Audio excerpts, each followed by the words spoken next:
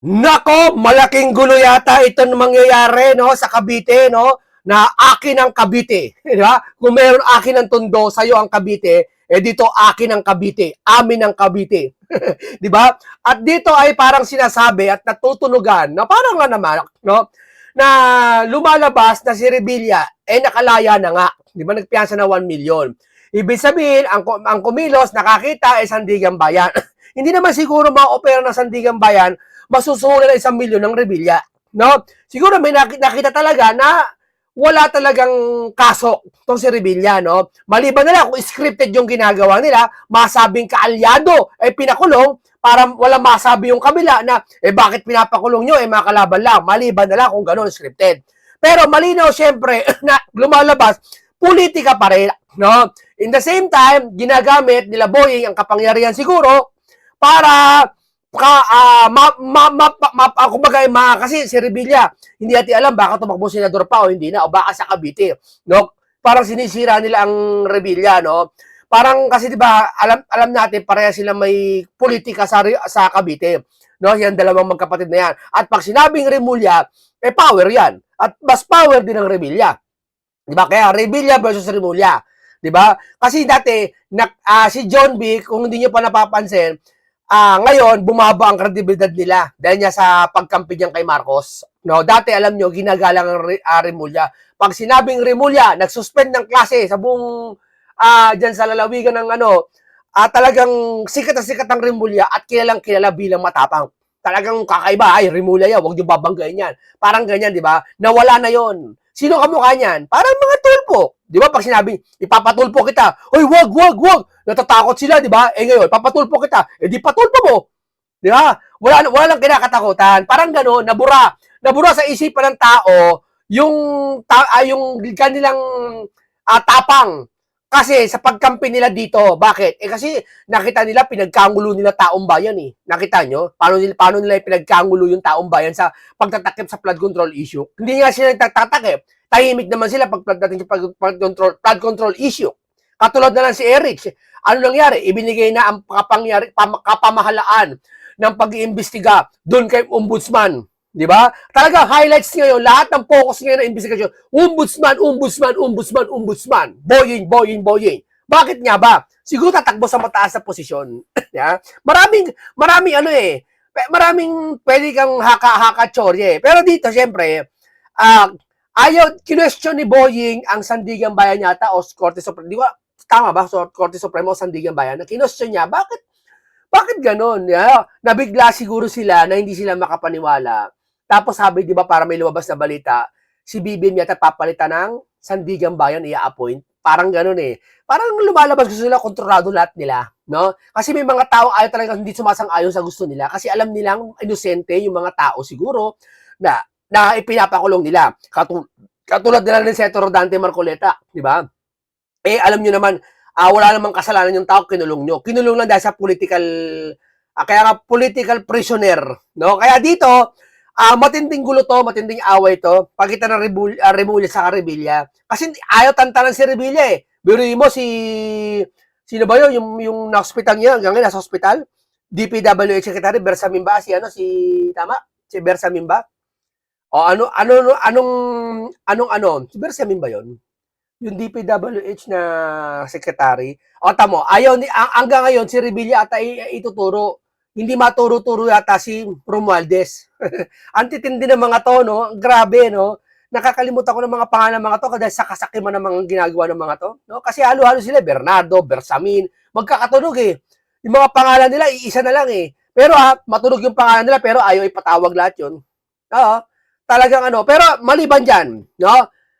Maaring etong si Remulla, ay si Boying, nasa likod ng pagpapakulong ni Revilla. Maaari. Hindi naman talaga tungkol sa flood control issue.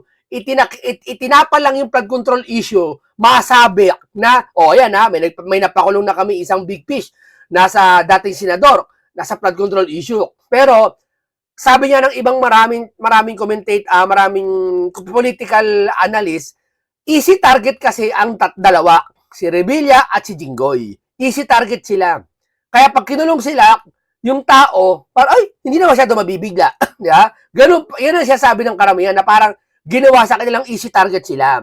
Ngayon, hindi naman siguro talaga pag nagpakulong to dahil sa flood control issue, lalo si Jinggoy, kita niyo naman si Jinggoy, di ba sabi niya ni Pinky, wala namang mahina yata ebidensya kay Jinggoy. Di ba? Biglang lumakas kasi niya, nanindigan si Jinggoy sa panig nila Marcoleta. Kaya kinulong. Di ba? Ito naman si Revilla, maaring na ulaan natin, personal na galit na nangyayari. No? Pero, sa kabila niya, siyempre si Boying, parang nakikita ko si Boying niya, segue, ano lang siya, sumiswing-swing lang siya eh. Gumaganon-ganon lang siya, oh. Para siyang alon sa dagat na hindi mo maintindihan. Ganyan yan eh. Di ba yung dagat, pag nakakita mo, umaalon, hindi mo maintindihan kung pag ganon eh. Pag walang bagyo, iisa alon niya. Pero pag may bagyo, hindi mo alam kung yung alon ng dagat, pag ganun-ganon, hindi mo, parang si Boying eh, parang ganon eh. Hindi mo maintindihan kung kay BBM siya, kung ganyan siya, o sa taong bayan siya. Dapat sa taong bayan ka, Boying. Huwag kang kung kanino man sarili mo. Kasi nararamdaman namin po sa likod ng ano mo, sa likod ng ginagawa mo, pang sarili po yung ginagawa mo. Oo. Hindi dapat po parehas ka. Sa bagay, malalaman namin bandang huli kung talagang bandang huli, ay mapakulong mo yung big fish. Di ba? Unahin mo muna yung Martin. Di ba? Pero tingnan natin kung talagang ikaw ay tapat sa bayan. No? Kung talagang ikaw ay may yung kapatid mo o Remulla, si John Vic, may mataas na posisyon sa Pilipinas na hinahangad, eh umayos na kayo ngayon. Di ba? Ipakita nyo sa taong bayan, take note mas marami ngayon ang sumusuporta kay Sara. Yeah? Kesa dyan sa loyalista nyo. Kasi si Marcos, wala na. Pababa na sa pwesto. Maliban na lang kung ituloy yung no election. Yeah? Pero pababa na yung termino niya. Sino pa kakampi dyan? Wala nang sisimpatya dyan. Dahil wala nang Marcos tatakbo eh. Alam nga naman si Amy. Hindi naman tatakbo si Amy sa mataas na posisyon. Senador siya. Hindi naman nalong vice president. Senador nga, kulelat yan eh. Di ba? Unti ka na matalo ni Ben Tulfo yan eh. Di ba? Ibig sabihin, ni tatakbo yan. Ibig sabihin, wala na yung mga loyalista para sumuporta. Sino? Si Lisa? Hindi naman nanalo yan. Kayo naman. Di ba? Negative 27 niya si BBM. May asawa pa. Kasi may mga balita, di ba? Papatakbuhin daw yung asawa ni BBM. Tapos pag wala yung kapatid, ang dami na eh. Ang dami na, wala silang mapatapat eh. Wala silang matapat kay Sara eh. No, kaya wala na yan. Ano ibig ko sabihin? Kayo, mga Remulla, hindi kayo babaliktad. Isip-isipin nyo yung taong bayan, kampiyan nyo, mas dadami ang suporta nyo kung tatakbo pa kayo sa mataas na posisyon sa 2028. No, pero patuloy kayong gumaganyan na pang makasarili lang kayo, parang di alam kung si Revilla pang sarili nyo interest yan, ba't napakulong yan? Di ba? Parang ganon. Oh. Pero dyan magkakatagpo yan sa Cavite. Malamang sa malamang, magkakaroon ng away gulo yan. No? Tahimik na si Revilla, pero pag yan sa 2028, bubuelta yan. Di alam. Baka tumakbo senador ulit yan, manalo yan. Kasi alam po ng mga alam mo, yung Revilla po, marami na pong bumoto dyan na tao. Kilalang kilala po pagkatao ni Revilla. No? Yan ay marami ng boto na kahit tumakbo yan sa susunod na eleksyon, mananalo pa rin yan. Di ba? Kayo, ngayon dito lang kasi nasira siya kasi nga, may Marcoleta kasing nakatakbo, mas pinili ng taong bayan yung mga bago. No? Ito, pero maliban tayo dyan, ito na tayo. Dito tayo, ayan o. Dito na tayo. Ito, sinasabi ko sa inyo. Ang tatapang ng Remulla dati. Tama? Kilala yan nung hindi pa siya kumakapit kay Bonget. Ginagalang. Nirespeto. Kinakatakutan, hindi dahil sa kinakatakutan dahil sa yung ginagawang respeto. Kasi may ganoon eh, takot ka, sa boss mo, takot ka sa boss mo, kasi kita mo naman talaga, ma-stricto, no? Matuwid sa trabaho. Eto, ginagalang ang dating Remulla, pero nasaan na? Kasi kinampihan niya si Bongit. Di ba? Ang dami-dami mong kakampihan yung politiko pa na termino lang 6 years lang. Sabi ko sa inyo huwag niyong kakampihan ang politiko na 6 years lang. Sundin niyo siya sa tama. Halimbawa, si Pangulong Duterte, diyan kayo, sige. Pero pag alam niyong mali na yung ginagawa, huwag kayong panghabang buhay. Guess nyo? Siguro bilang kaibigan pwede. Pero pag sa politika kasi, ang pinag-uusapan dito kasi pag politiko, taong bayan eh. Taong bayan. Pero sa bagay, si Pangulong Duterte, wala namang ginawa sa mga kasamahan niya na ikakasama ng taong bayan. Bagkus ikabubuti ng taong bayan yung ginawa ng Pangulong Duterte. Diba? Kaya sinamahan ng maraming politiko at mga tao hanggang ngayon sumusuporta kay Tatay Digong. No? Ang Remulla nasira dahil sa pagsama kay Bonget. Di ba? Ngayon, ganun din ang tulpo. Di ba dati pa sabi, pag tulpo, ipapatulpo kita. Ba, nanginginig yung sasabihan mo eh. Di, sorry na, magbabayad na ako, muna ako ipatulpo. Siyempre, alam nila, tulpo matatapang eh, talagang susugurin ka eh. Eh ngayon, yung napatunayan, yung pinakamahalagang bagay na dapat sila ay magsalita, inaabangan ng tao, tahimik sila. Ay, wala na. Yung taong bayan, ay, di pala totoo matapang tong mga to. Sa away mag-asawa lang pala. Yun ang iniisip ng iba, no? Eh, paano pala pag paano nyo kami pagtatanggol, di ba? Eh, ngayon, tagbaha ngayon, tag-ulan ngayon, grabe ulan ngayon, di ba? Isang linggo na nag-uulan. Apaw-apaw na lahat ng mga kanal ngayon. Oh, ngayon tapos sabihin mo, ito sa kalagitnaan, sabi niya, tulpo, Blue Ribbon, ititigil na ang lahat ng flood control probe sa ombudsman na ang bahala. Ba? Ba? Yung trabaho niyang bilang Blue Ribbon, no? Pinaubaya niya sa ombudsman, no? Matindi, no? Yan yung sinasabi natin na trabaho mo yan, ginampanan mo yan bilang Blue Ribbon, tinanggap mo yan chairman na yan, tapos ayaw mo trabahuhin. Parang niloloko mo naman ata kami. Napag-usapan namin ni Ombudsman na everything that has to do with flood control, sila ang maghahawak ng so kung bakit pakialaman namin, ika nga, mapurnada pa. O yan. Tapos iimbestigahan nila nila Erwin, si Cayetano. Eh, di ba kay Cayetano, flood control issue din? Akala ko ba lahat ng everything that has to do with flood control, ipinaubaya mo na kay Ombudsman? Bakit sinabi mo nakaraan, ang iimbestigahan nyo, yung kay Cayetano, flood control din? Eh, di niloloko nyo kami. Di ba? Nakita nyo? Hindi pa rin siya? Oh, yan sasabi namin. Na wala na yung tiwala sa inyo ng tulpo kasi niya kakakampi nyo doon sa pagkatakip ninyo sa flood control na yan. No? Hindi niyo naman rekta tatakpan eh. No? Yung kilos nyo, yun nagsasabi sa amin na ayaw nyo mag-imbestiga. O eto na, papaingan natin itong Net25 sa kanilang matinding banat dito sa kay Remulla at kay Revilla. Para sa atin ni Salamat Karen, hindi lang namin pinakikita na ang nagtanong, iba't ibang istasyon. Nag-follow-up question lang. Actually, si Kuya Iban yun eh. Yeah. Yung nagtanong sa kanila. Opo. Ayun po. Ayun. Okay na. Malinaw na, Son. Bakit pa tayo paliwanag doon sa ibang nagagalit? Ano? Ayaw mo sila. Wala tayong magagawa dyan. Alam mo ba na parang talagang nagpapakitang gila si Ombudsman Crispin Remulla. Alam mo, nasa napapansin mo ba? Tuwing Friday yan, Oo. Galing talaga chumepo na yung Ombudsman Boying. Friday, kasi pagdating mo na Saturday, Sunday, ang maiwan ng storya mo, yung storya niya. Kaya, kaya nga parang papa-interview ka, magagabi na. Para yung balita na hanggang Sabado, Linggo, ikaw pag-uusapan. Di ba? May ganyan yan eh. Meron naman, pagdating ng Biyernes, binabalita, umaga pa lang, para pagdating ng Sabado, iba na pag-uusapan kasi busy na pag Linggo eh. Nasa church na yung ibang pamilya eh. Kadalasan niya nasa church na eh. Di ba? Family day na eh. Ibig sabihin, nakakalimutan ng tao yung balita. May ganyan eh. Pero ito, si Boy naman, iba. Kasi alam niyang uso ngayon ng cellphone, nasa kahit ano na lang, magbabalita ng Biyernes para siya nasa spot. Napansin nyo, nagpapapansin talaga sila. Ngayon na ako nakakita ng ombudsman na lagi nakikita sa camera. Diba? Wala namang masama kung lagi magpakita. Pero obvious yung papakita mo lagi, no? Talaga naramdaman namin sa likod na yan, may interest ka na maaaring tumakbo ka sa mataas na posisyon, di natin alam, di ba, kay kapatid mo, di ba? Kasi ganyan, tutulungan magkapatid din. Maposisyon sa vice president yata sabi niya, di ba, gusto tumakbong presidente si John Vic. Ni sa survey, wala eh. Ni sa pinaka-negative, wala yata eh. No? Mananalo pa sa kanya si Risa eh. Di ba? Pero tingnan natin. Isang istorya ng ombudsman, Hindi lang yun. May mga aksyon na siya dyan. Parang sinasabi niya, magtiwala kayo sa akin. Akong bahala sa flood control. Di ba? Una, sinabi niya, hindi, kahit na nawala yung 4 na testigo, diretso ang kaso kay former speaker. Ayan, Tinuro pa nga niya, di ba, na ang palagay ko dyan, si speaker mismo ang nanunuhol dyan para bumaligtad eh. Talagang idiniin pa niya ng gusto, Alam mo ba, meron pa ngayon, bago. Na ano daw? May kinasuhan siyang congressman sa araw na ito, Jen. Di ba nung isang araw yung uswag? Oo.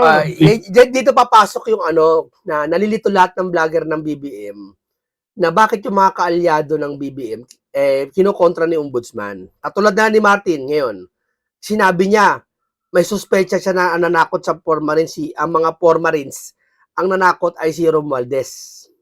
Masakit yung para sa pamilya Romualdez kung ang kaalyado ni BBM na si Boying magsasalita ng ganun. Kaya yung mga vlogger, nalilito. Kaaway naman si Boying. Nakarang kaaway si Rimulya. Kaaway si Kalauna niya kakaaway nila si BBM. Maniwala kayo sa akin. nakaraan nang-question na sila eh. Di ba? Nang-question ng mga vlogger kay BBM. Ano bakit? Yun namatay yung isang vlogger. Anong sagot nila? BBM, kami nagpapakahirap sa'yo. Ipagtanggol mo naman kami. May nalagasan na kami ng isa, dalawa. Pero bakit wala kami kaya nga yung si ICC Auntie Claire pumunta doon sa Burol, pampalubag.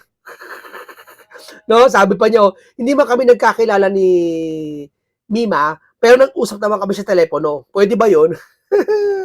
Ba't kayo nag-uusap sa telepono? Ano meron? Ano meron transaction kayo? Ba't nag-usap ka sa telepono? Isang vlogger, kakausapin mo sa telepono lang, hindi kayo nagkita? Ano yun? Huwag nyo nga kami lokohin. Di ba? Pumunta yun dun si ICC, pumunta yun dun sa burol ng vlogger na namatay para pampalubag loob na masabi na huwag nyo sisihin ng presidente. Andito nga kami para umagapay nakikiramay kami. Kasi marami ng vlogger na question, BBM, bakit ganon? Hindi ka pa kumikilos. Nadalawa na tayong vlogger. Ewan ko ba't nadalawa. Ewan ko sino yung unang vlogger na wala, no? Yun. Unti-unti na question nila. Ngayon, nagugulo ng mga vlogger ngayon kung sino kakampihan nila. Ngayon, sa nangyayari ngayon, si Boying, lalo sila naguguluhan. Hindi alam nila kung sino kakampihan nila. Kasi si Boying, tinitira si Romualdez. Tapos ito, si Boying, nagkumikilos sa flood control issue. Ngayon, sa kabila niyan, siyempre, hindi natin alam baka scripted ng lahat yan. Huwag kayo papadala, no? Pero kahit ganun pa man, at least nasabi na ni Boying na talagang si Romualdez ang suspecha na nasa likod ng pagpapakulong sa Formarins ay pagpabaliktad sa Formarins, no? Yung Jojo Ang Bayon at saka yung dati taga yung Lanao. Ngayon may bago. May bago? Sino yan? Yan ang Garjola sila. Congressman ng Tarlac dyan. Hindi pa yung Garjola.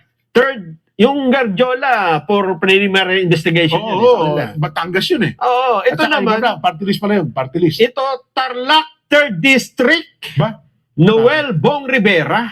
Nako! Si Kong Noel! Oh. Oho! Sinampahan siya ng siyam na counts ng Anti-Graft and Corrupt Practices Act. Yan ba yung taga-Concepcion? Dating mayor ng Concepcion? Hindi ko alam kung taga saan. Dahil ko lang naman din, ito sa call. Parang tataka sila yung mga vlogger, nag-iba ihip ng hangin ni Boying. Pero in fairness lahat gusto niyang kasuhan. Kesa naman yung blue ribbon ni Pinky, wala nangyayari. Dito may nangyayari kay Ombudsman. Kaya nga nalilito sila, ano ba talaga si Ombudsman? Kakampi namin o ano? Siguro mga kaibigan, si Boying, talagang tinatridor na si BBM. Sabi ko kasi yung makasarili, di ba? Makasarili daw. Ang dami sabi makasarili daw yung mga yan. Hindi natin alam. Bandang uli, malalaman naman natin. Huwag mo natin husgahan ng Remulla. Huwag natin husgahan. Magmasid muna tayo. No? Pero pansamantalang pagmamasid, huwag natin gagayahin yung Pinklawan. Ang Pinklawan, permanent na nagmamasid. Biruin mo, nung sabihin nila nagmamasid sila, mag-isang taon na ngayon, nagmamasid pa rin sila. Di ba? Observer no? Di ba? Huwag ganun, Ang pagmamasid, ano lang, isang buwan lang. Isang buwan, matagal natin isang buwan. Ang pagmamasid, dapat magsasalita ka na after magmasid ka. Kasi naobserbahan mo na Di ba? Ganun yon. Ang Pinklawan, habang buhay na nagmamasid. Di ba? Tindi, no? Pero tingnan natin si Boying kung talaga, masid-masid lang tayo ngayon. Bigyan siya, huwag natin husgahan si Boying kasi malay nyo. Si Boying pala, traitor na kay BBM. Maganda kung ganun. Bakit? Para mahayag mo yung totoong flood control issue at pati big fish. Pag yan ginawa mo, Boying, kayong mga Remulla, papalakpakan kayo ng taong bayan, maniwala kayo. Tignan nyo si Saldi, sample si Saldi. Di ba si Saldi, init na init, pati kay Romualdez yung tao. Tapos yung si Saldi, kumanta. Di ba bumango siya sa pangalan ng lahat? Dito. Hindi siya masyadong diniin. Parang kinampihan siya ng konti ng DDS. Pero hindi siya kinampihan totally, pero parang humawig-hawig lang ng konti na naibsan yung galit kay Saldi. Kasi nalabas niya May possible na pag kumanta pa si Saldi ng tuluyan at tumakbo siya sa mataas na posisyon, halimbawa, congressman o ano, at iboboto ulit siya Gets nyo? Kasi naging honest siya Yun naman gusto ng taong bayan Di ba? Maging honest ka. Hindi yung nagtasinungaling ka, nagtatago ka. Hindi yung sasabihin mo, ayaw mo ng ICC, pero papauli mo si Bato. Yes, that is, ano, sabi ni Auntie Claire. Di ba? of interest sa mga infrastructure at flood control project. Ganun. Lumilitaw kasi na yung kumpanya ay pinatatakbo at pagmamayari di umano rin ni Kong at ng kanyang asawa. Yung vice mayor ng Concepcion. So, Sabi ko sa iyo. Isang congressman, ikukulong. Yari. Gulo to. Vice Mayor Evelyn Rivera. Oho. Ang kumpanya, Tarlac 3G Construction and Development Corporation. Tarlac 3G. Oo. Ganda, parang printing company lang, ano? Oo. Construction pala. At sinasabi, mukhang kinopo nyo yung kontrata. Kasi kayo na ang congressman, kayo pa ang kayo pa contractor. Pangkaraniwan naman ata yan. Oo nga. Hindi naman bagong bagay yan Pero ito ay sa kaso pa na sa reklamong inihain noong nakarang taon ni Pyra Lucas, ang founder ng United Filipino Against Crime and Corruption. Yung babae yata yan. Kasi matindi ng babae dyan, yung labanan nila dyan. Oo, kasi narinig ko nga, tama, ang nirereklamo nga niya ata, yung si dating Mayor Noel. 2025 pa niya na-file sa ombudsman. Ayun. Ibig sabihin nito, magpapile na ito, Sandigan Bayan ito. Ayan, dapat diba? lang. Kasi matagal na pala sa ombudsman ito Ang mangyayari dito, yun nga. Ano ba to? Incumbent? Incumbent no? Incumbent congressman yan. Dating mayor Oo. Tama, oo. Ayun. So, kinasuhan niya ni Ombudsman Boying Remulla. Yes. Sabi ko sa'yo, tuloy-tuloy na yan. Ngayon nga, pagka Friday, talagang nire-ready nila pagka Friday. Para ang storya tatakbo 3 araw. Siyempre, makakapag-react lang yan by Monday. Yes. Hindi, ano na yan, kumbaga sa storya tumakbo, bugbog sarado ka na bago ka nakaganti. Kasi Lunes ka. Yan ang ano. Hindi, may mga vlogger sa mainstream media, pwede. Pero may mga vlogger wala siyang kawala. Mangyayari ngayon dyan, Nelson. Pero may problema. Ang vlogger walang pahinga Sabado, Lunes hanggang Linggo 24/7 Di ba? Yung kagandahan sa mga vlogger kasi na nahihimay-himay. Kasi ang katulad namin mga vlogger po, hinihimay-himay namin yung balita, sinasabi namin yung sa iisang pagkakataon. Hindi katulad ng balita, aabangan nyo Tama? Aabangan nyo Kailan niya kaya ibabalita to? Kailan kaya niya ito? Hindi katulad ng vlogger, masasabi lahat dito Lahat nasasabi. On the top Hanggang katapusan masasabi. Kung ano pinasimulan, kung ano nangyari sa gulo. Diba? Kasi may mga tao kasi na nasa bahay lang, nanonood ng balita, yun lang ang pinapanood. Halimbawa, pinapanood lang si Marcos. Marcos lang pinapanood. Hindi niya pinapanood yung mga nagkikriticize kay Marcos. Panoorin nyo rin yung para alam nyo yung damdamin. Katulad kamukha namin, hindi namin na pinapanood lang yung gusto namin. Si Marcoleta, pinapanood na namin. Hindi naman si Marcoleta pinapanood namin Pati sila Lacson, sila Soto, sila De Lima, sila Jokdo, nanonood kami sa mga page nila. Para alam namin, hindi kami magiging paimbabaw sa sinasabi namin. Kasi magiging fake news ka Pag nakichismis ka lang, sinabi ni De Limang ganyan, hindi pala niya sinabi. Maganda yung sarili niyang page na talaga siya nagsabi para walang kawala. Di ba? Ganon. Hindi sa balita, hindi Aabangan mo talaga Although nagsasabi rin totoo yung balita, pero aabangan mo. At yun lang, yung particular lang yung binabalita. Hindi binabalita lahat. Sa susunod na siguro babalita iba. Kami dito, nababalita namin lahat dito. Si Ombudsman Boying Remulla. Meron din. Meron siya ngayong pinoproblema. Ano yun? Di ba, noong nakaraan hindi niya napigil ang kanyang sarili, nakapagsalita siya ng hindi maganda sa mga hukom ng Sandigan Bayan, Nelson? Yan sasabi ko hindi pala Supreme Court, Sandigan Bayan. Yan sasabi ko sa iyo na lumalabas dito, nangangamoy, nagpakulong kay Revilla ba si Boying? Tanong lang. Si Boying ba? Hindi ba dahil napakulong si Revilla dahil sa may kickback na flood control? O easy target lang siya, ginawang dahilan lang yung para mapakulong si Revilla. Tapos, in the same time, masabi na may nakapakulong sa flood control. Ay, ikaan niya, may big fish kami napakulong. Parang ganun lumalabas eh. Tungkol saan niya? Matapos na makapagpiyansa, si dating Senador Ramon Bong Revilla Jr. Mhm. Oh. Pero, meron naman siyang bawi. Kasi ang sabi niya, Jen, Oh. sa tingin ko parang may May trumabaho. May Trinabaho. O trinabaho daw Trinabaho yung piyansa na yan. Oo. Ito kasi ay lumabas ang balita, kasagsagan ng hearing kaya hindi gaano napagtunan ng pansin, eh, no? Mm. Bagamat dito nga sa palatuntunan natin, na pag-usapan natin yan, mali naman yata yun, kung hindi lang pumapor sa yung mga hukom ng Sandigan Bayan, Kaya nga. magagalit ka na kagad. Mm-mm. At saka tatlo yung hukom dun, eh. Di ba? Diyan pala sa Sandigan Bayan, parang may botohan yan, eh. Majority win. Mm. Yung Carl Miranda ata, hindi bumoto, pero yung dalawa, sumang-ayon na makapagpiyansa. Yes. Yung Senador Bong Revilla. Mm-mm. So tatlo silang mga hukom. Noong nakapagpiyansa, kasabihin nilang tinarbaho. Mm. Ako naman kay Senador Revilla, talaga naman tinarbaho namin.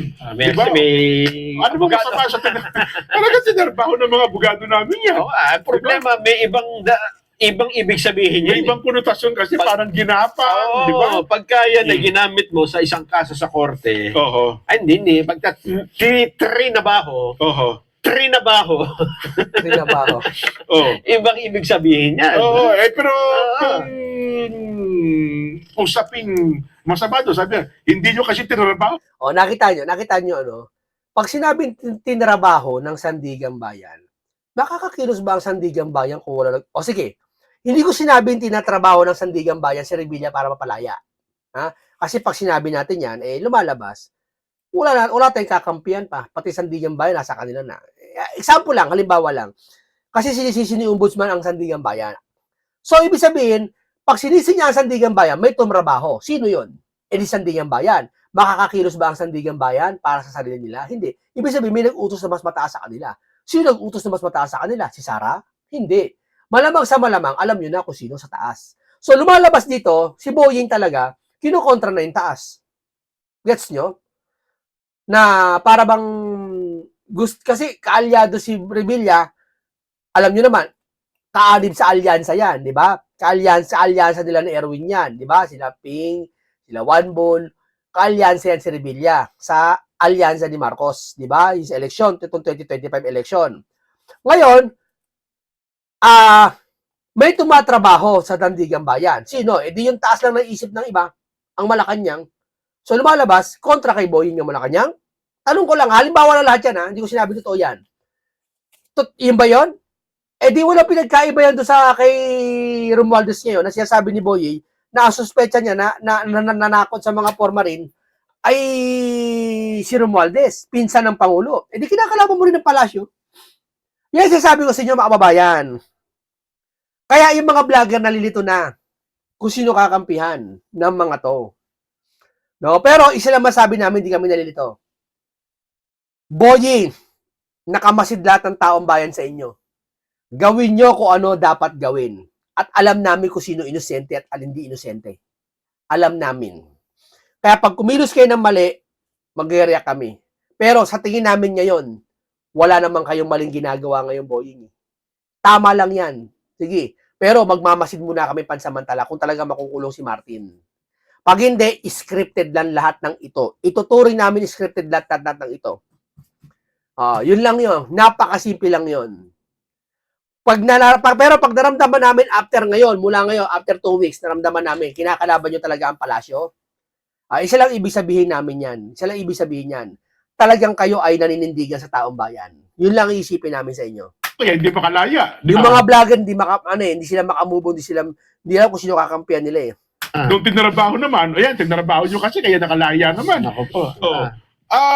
Nung nakapagpiyansa daw po ng 1 milyong piso si dating Senador Ramon Bong Revilla Jr. sa kaso malversation sa Sandigan Bayan nung nakaraang Biyernes, sinabi po ni Ombudsman Boying Rimulya na tila may trumabaho raw sa napayagang makapagpiyansa ang dating senador. Hindi pa sila talo at inaasahan rin nilang mangyayari umano ito. Pero sa pagdinig daw po ng Sandigan Bayan, nagsalita sa open court ang mga hukom na sumulat sa desisyon na magpapalaya pansamantala kay Senador Bong Revilla. Ayon po kay Associate Justice Prince Brian De Los Santos, nauunawaan raw niya ang reaksyon ng ombudsman. Pero iginit niyang hindi raw siya na-offend sa pahayag na may trumabaho kaya nakalaya daw po dating senador. Dagdag pa po ni Judge De Los Santos, hindi raw kasi popularity contest and adjudication. O nga naman, si De Los Santos po ang ponente ng naturang resolution at nabigyan daw po ng temporary release ang dating mambabatas. Samantalang si Associate Justice Carl Miranda naman na long dissent sa resolution na sinasabing dinesisyonan nila ang kaso ayon po sa mga ipiniresentang ebidensya. Si Associate Justice Ronald Moreno di daw na-intimidate at hindi daw po natatakot sa inilabas na resolusyon at iginit niya na may mga dinidesisyonan siyang unpopular gaya po ng pag-akwit kay dating Vice President Jojo Marbinay at maging kay dating Senador Juan Ponce Enrile. Pero siya daw ang nag-convict naman kay MNLF founder Nur Miswari maging sa ilan umanong kongresista. Kung siya ang tatanungin, hindi raw siya na-open sa sinabi ni Ombudsman Remulla. Ayun, medyo at least civil ito mga... Hindi, huwag ka ma-open. Ang Sandigan Bayan, dapat flexible ka. Kung ano sabihin sa'yo, normal na batikusin ka, pag hindi sang-ayon sa pasyan nyo sa ano, may ganun eh. Normal sa kanila yun. Yeah. Hukom ng Sandigan Bayan, Nelson, ano? Oo. Meron ba tayong shot dito? O iba ito? Meron? Ayan nga pala. Sige, pakinggan natin. Ano to? Reaction ni Ombudsman? Boying? O sige. Pakinggan nga natin. Justice Carl Miranda naman, na no dissent.